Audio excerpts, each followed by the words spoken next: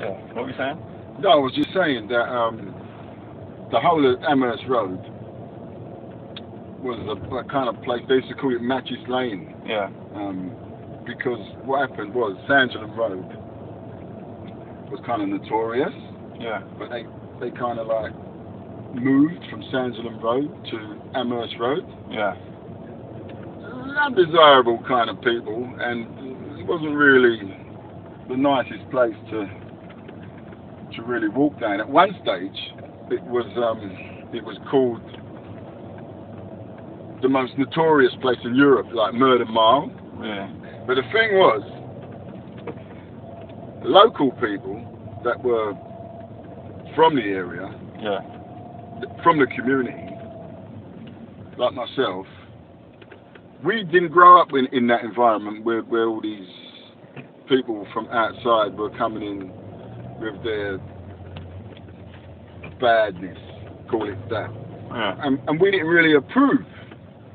It was almost as if we were being taken over, because when I was growing up in Hackney, there was Irish, there was West Indian, there was a few Cypriots who were Greek and Turkish, but they weren't really mainland Turkish people. Yeah. There was a few Indians, there was Jews, and there was a lot of English people, and everything was nice. Mm. There wasn't so many people. Like if you were on a bus, you knew everybody. Everyone said hello to everyone. It wasn't a rich area. It was rather the opposite. It was very poor. Mm.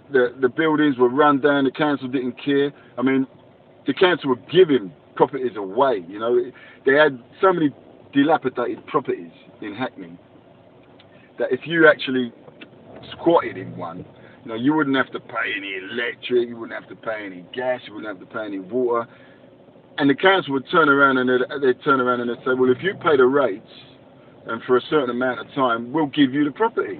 And a lot of people actually obtained property in that way in Hackney. Mm. I mean, I know a guy in particular that he didn't have anywhere to live. Yeah. And the council didn't have a place for him. And he was homeless, him and his girlfriend, and he went into one of these estate agents' places, and they said, well, we've only got an old property where you can live. He said, well, I don't want to live in an old place. He said, well, that's all we got. Anyway, he didn't have any choice. He went in there, and he got it for about, I think it was about 14 grand or something. 100% mortgage. Those days you didn't have to put nothing down. Everything was like, just sign your name there. You didn't even have any checks. Yeah. They didn't even care whether you worked or not. They just wanted to know whether or not, they got their money, Yeah. And now his property is worth like 1.7 million. Yeah. This is because he didn't have anywhere to live. I mean, and also we used to always have strikes with the dustmen. There was rubbish, big piles of rubbish all over the place, The dustmen never used to come and clear the rubbish. Mm. It wasn't a nice place to live. People used to leave Hackney sometimes to go to certain areas, and people would say, where are you from, mate? And you'd be ashamed. You wouldn't really want to say, I'm from Hackney, because it was like, oh my God, Hackney, oh my God, no way, you know what I mean? Yeah. So it wasn't really, in that sense, affluential. It wasn't a money spinning place in those days. Yeah. But it always had a special vibe to it, a special feeling that is second to none. Yeah. It had a freedom, it had something that almost like, the Caribbean people also there as well, and the Irish people and the community, they had this feeling of freedom, that you were really living your life, and that also came, into the way that they enjoy themselves. And I say enjoyment because enjoyment is the right word, because it was almost like they were emancipated. They were still living that emancipating feeling of freedom. And even Caribbean now, the culture is almost like an emancipation culture where they want to enjoy themselves. And so do a lot of other human beings want to enjoy themselves. And unfortunately, in this system that we live in this economic system today, it seems like that the governments, they don't want to let people be free. They want to have some kind of new so-called economic slavery. They don't want people to enjoy themselves. Enjoy is like almost against the law. They don't want anyone to be free. I mean, anyway, getting back to Amherst Road, there was a club across the road, and it used to be called the Royal when Ronnie and Reggie Cray had it, many, many years ago. Well, roughly when was that? Well, that would have been in the 60s. Yeah. You know? I never went to it because I'm not old enough to have gone to it.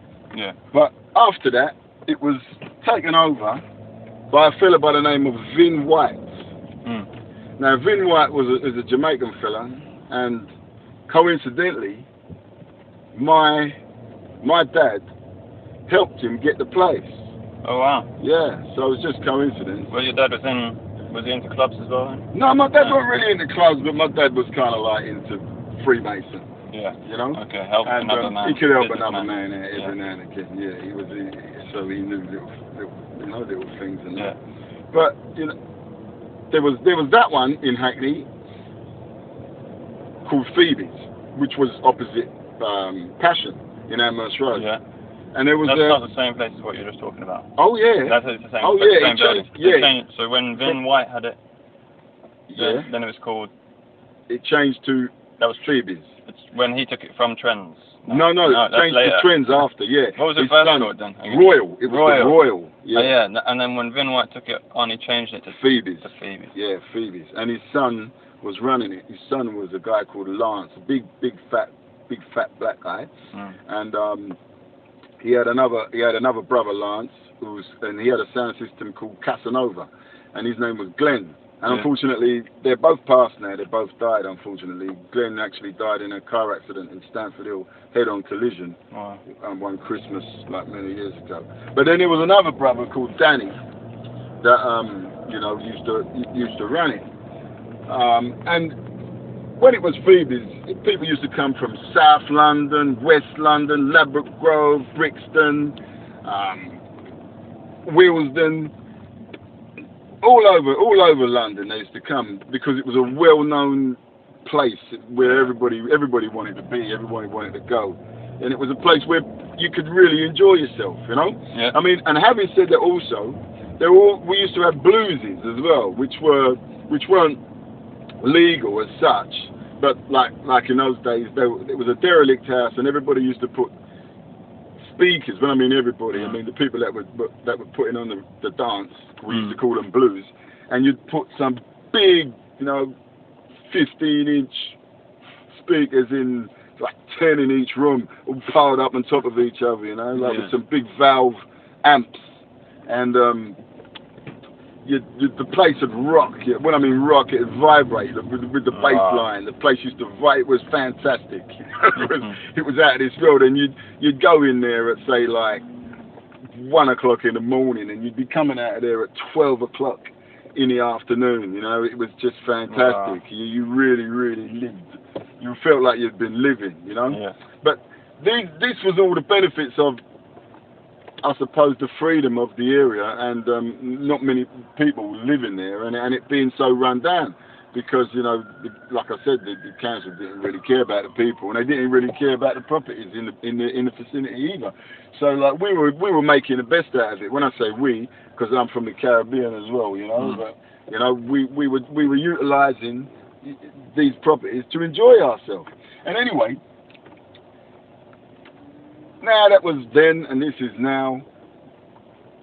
All those kind of raves, as we call them, have been destroyed. That kind of vibe has been destroyed because, as I was said previously, the government doesn't want anybody to enjoy himself. They want to have them in some kind of economic slavery, and it's just a travesty. I mean, Passion, for example, was one of the last places where you could really go and experience that kind of feeling of enjoyment.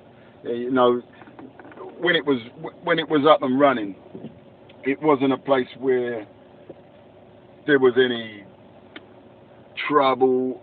Passion, I'm talking about. There was just pure happiness, peace, and love in there. It's just a shame that that places like Passion have been targeted. They want to gentrify the area.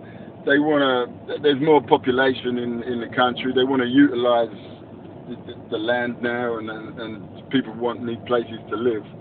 But to destroy the actual communities and call it indigenous people of the community is a travesty. I mean, I personally, I think that if the government had any love or any care for people, they wouldn't allow these places to be destroyed the way that they're destroying them. They really, you know, they sit around a round table and they come up with these ideas in the council, in the town hall, and they just say, okay, yeah, financially, if we do this, we do that, we'll make a bit of money coming in, blah blah blah, and they're given specific jobs, and if they don't reach their target, then I suppose that they're going to be sacked. So it's like a control right from the top right through, and there's no one prepared to stand up and fight for the basic rights of a human being that wants to enjoy himself. I mean, how far is it going to go? You know, how far are they going to take this? Are they going to soon put people in prison for laughing? You know, I mean, you know, what's going to happen next? Are they going to lock people up for dancing? So, what they're doing, they're allowing certain things to go ahead under their rules and conditions, the government, where they've got money involved, where they've got their finger in the pie, where they're getting a piece of it. So they're controlling people and making the money at the same time. So it's almost like a mafia system that they're using.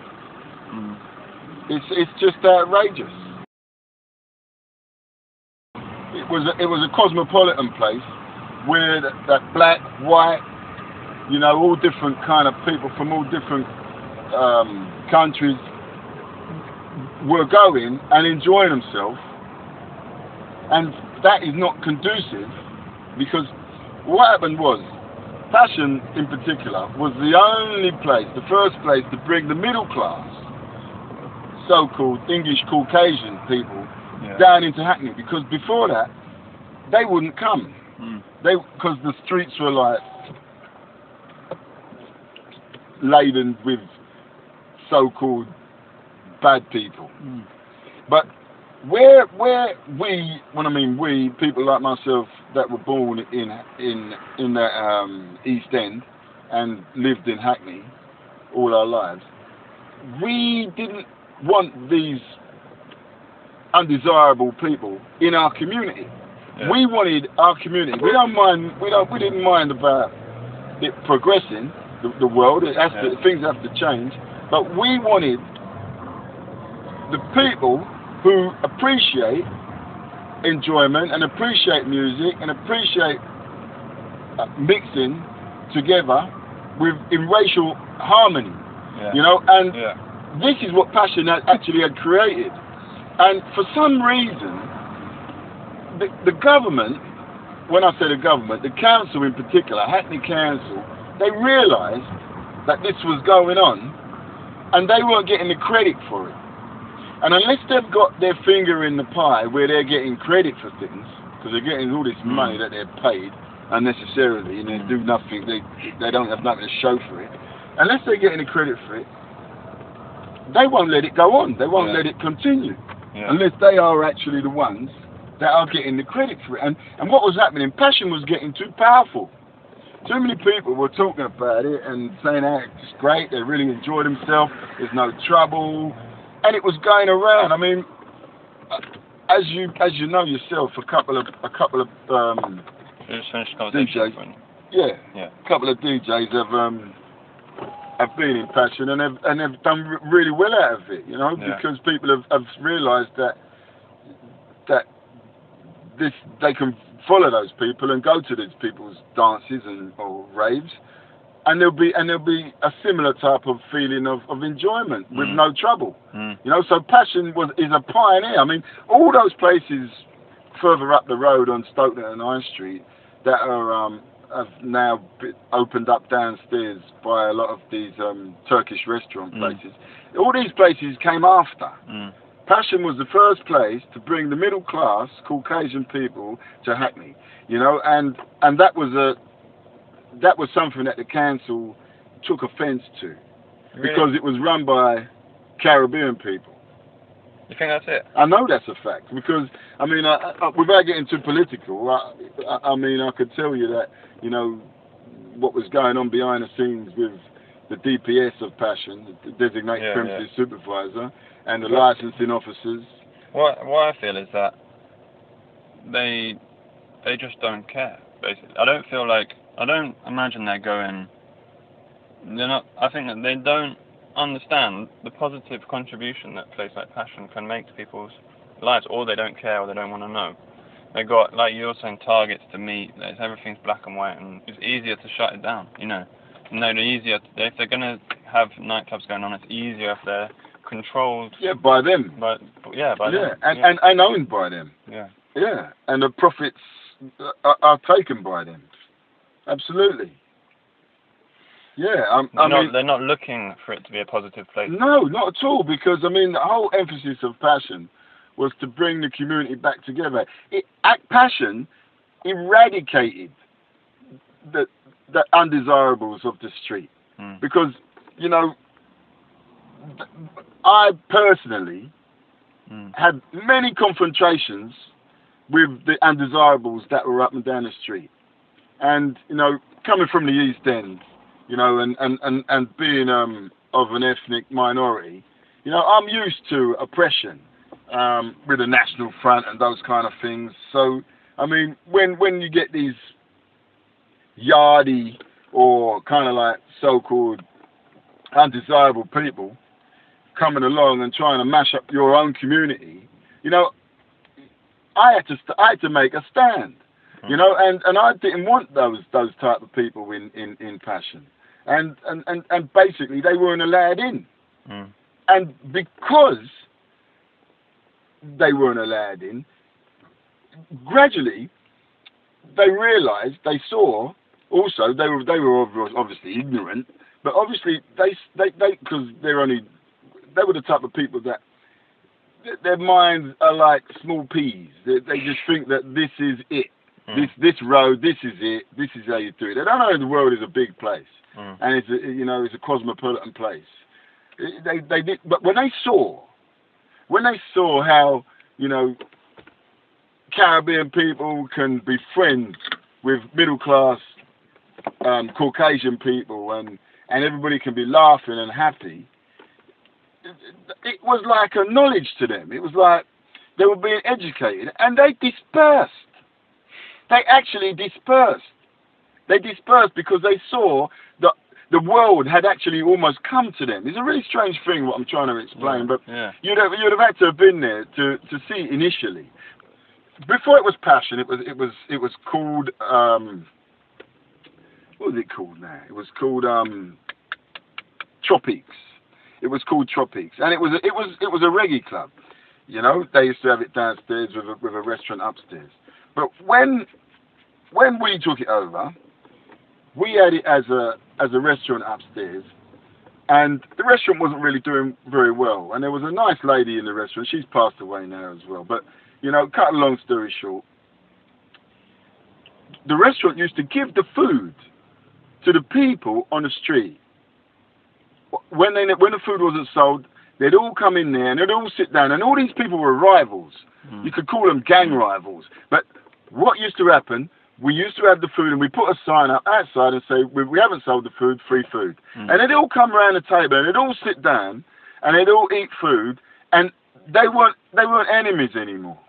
And Passion, that's what Passion gave. It gave people knowledge of understanding of how to be decent people. It gave people the understanding of how to be righteous. It was a dignified place. It was an education to people who are ignorant to know how people are supposed to live with one another on this planet in peace and love. Very well said.